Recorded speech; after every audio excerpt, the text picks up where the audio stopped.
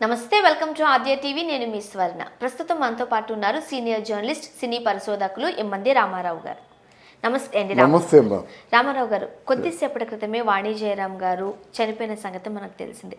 ఇక మన మధ్య లేరు అనే బాధలో మనం ఉంటూ ఉండగా ఒక పెద్ద షాకింగ్ న్యూస్ బయటకు వచ్చింది. వాణి జయరాం గారిని ఎవరో హత్య చేసి ఉండవచ్చు అనే అనుమానాలను పోలీసులు వ్యక్తం చేస్తున్నారు. తను పడిన తీరు చూసినా, రక్తపు మడుగులో చూసినా ఏం జరిగి ఉండొచ్చు అంటారు? అది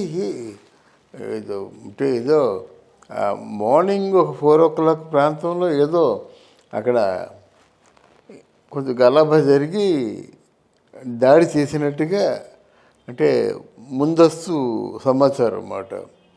ఈవిడ ఒంటరిగా ఉంటుంది, ఎవరో అంటే వాళ్ళ పిల్లలు కూడా దగ్గర లేరని విన్నాను నేను. ఇక్కడ సంథింగ్ ఎవరో ఆవిడకి అత్యంత సన్నిహిత వర్గాల వారి దగ్గర నుంచి జరిగినటువంటి సమాచారం, కానీ దూరం వాళ్ళు ఎవరు కాదు, తెలిసిన వాళ్ళు. ఎందుకంటే ఆ ఇంట్లో పడుకునే చనువు ఎవరికి ఉంటుంది? దగ్గర వాళ్ళు, బంధువులు, శ్రేయభిలాషులు, ఫ్రెండ్స్ ఎవరో.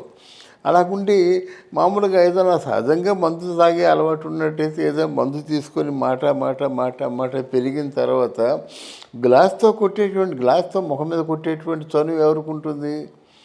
తర్వాత అంటే ఏమిటి, అక్కడ బాగా తెలిసిన వాళ్ళ మధ్య ఈవిడ మధ్య దాడి జరిగింది, వాళ్ళు ఇది చావు దెబ్బ తీశారని మనం అనుకోవచ్చు అలాగా. ఎందుకంటే ఉదయం పని మనిషి వచ్చి తలుపు కొట్టిందని చెప్పారు. తలుపు కొట్టిందంటే ఏమిటి, తలుపులు వేసే ఉన్నాయని కదా. తర్వాత మరి వెనక నుంచి రావాలంటే వెనక తలుపులు కూడా వేసే ఉన్నాయి కదా. మరి ఎవరు కొట్టారు, ఎవరు పారిపోయారు, ఎలా పారిపోయారు? తలుపులు తీయకంటే ఎలా వెళ్ళిపోయారు? అంటే తలుపులు తీయకంటే వెళ్ళిపోయారంటే అవతల పక్క ఏదో గోడ ఉండుంటుంది, గోడ ఉంటుంది అన్నమాట. ఆ గోడ అంటే కొంచెం ఎత్తైన గోడ ఉండుంటుంది.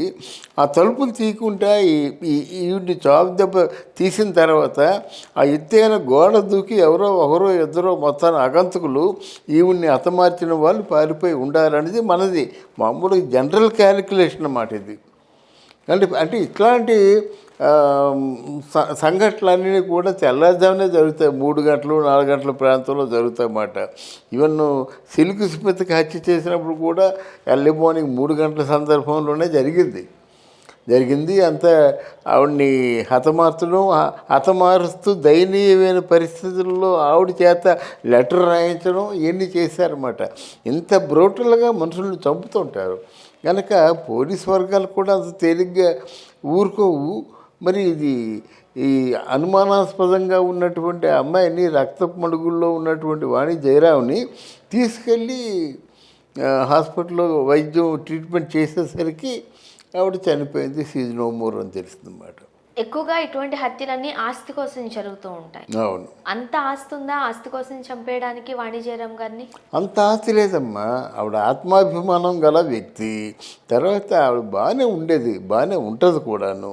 అంటే ఎవరో ఫ్రెండ్స్ లాంటి వ్యక్తులు వాళ్ళ మధ్య ఏదైనా గొడవ వచ్చిందేమో.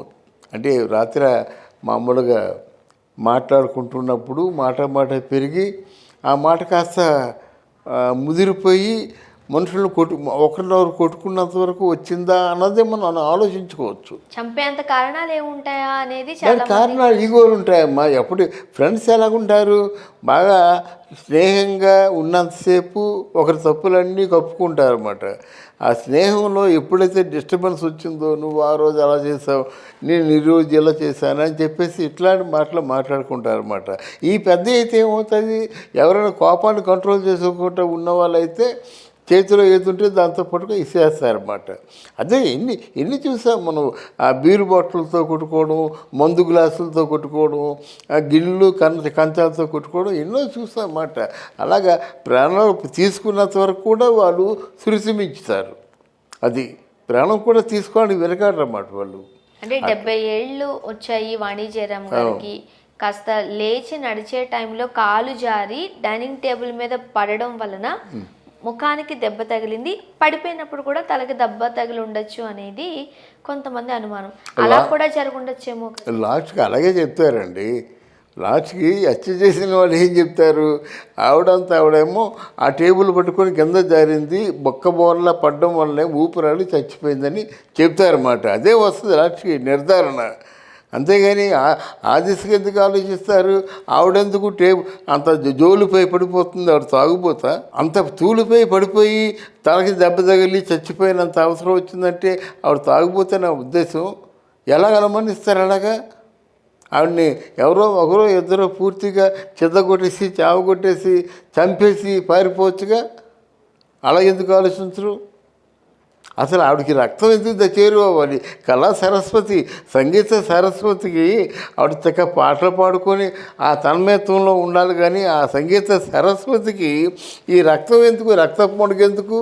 అదే బహుమతి. అదే నా బాధ. బంధువులు కుటుంబ సభ్యులు ఎక్కడికి వెళ్ళిపోయారు? 70 ఏళ్ళ ఆవిడ్ని ఒక్కదాన్ని ఇంట్లో వదిలిపెట్టేసి. అవునండి, ఉండొచ్చు, లేకపోవచ్చు. ఆ రోజు ఆ స్నేహితులే ఉండొచ్చు, ఎవరున్నారో తెలియదు కదా. ఇంకా బయటపడతాయి అన్నమాట. ముందు రోజు ఎవరు వచ్చారు, ఎవరితో ఎంతవరకు మాట్లాడింది, ఎప్పుడు గొడవ పడింది అని ఇప్పుడు వస్తాయి. నెక్స్ట్ సమాచారం వస్తుంది. మనం ఎందుకంటే ముందుగా ఆవిడ మనస్తత్వం చాలా తొందరపాటు మనస్తత్వం, కోపిష్టిది, అది ఆత్మాభిమానం గల మనస్తత్వం. అందుకే ఎవరిని కూడా పాటలు అడగేటువంటి అవసరం పాపాను పోలేదు. అది ఇస్తే పాట పాడింది, లేకపోతే మానేసింది. అంతేగాని తర్వాత ఏమో తనకు మంచి సంగీతంలో పట్టుంది, కర్ణాటక సంగీతం బాగా పాడుతుంది, తర్వాత నొటేషన్ రాసుకుంటుంది. కనుక నిన్న చెప్పాను ఆవిడ గురించి, ఆవిడకి ప్రతిభాశాలి. అలాంటి వ్యక్తిని చంపారంటే ఎందుకు చంపుతారు? ఎక్కడ ఎవరికి అంటే చంపవలసిన అవసరం ఉంటుంది? ఇవన్నీ వస్తాయి, ఇవాళ రేపట్లో వస్తాయి.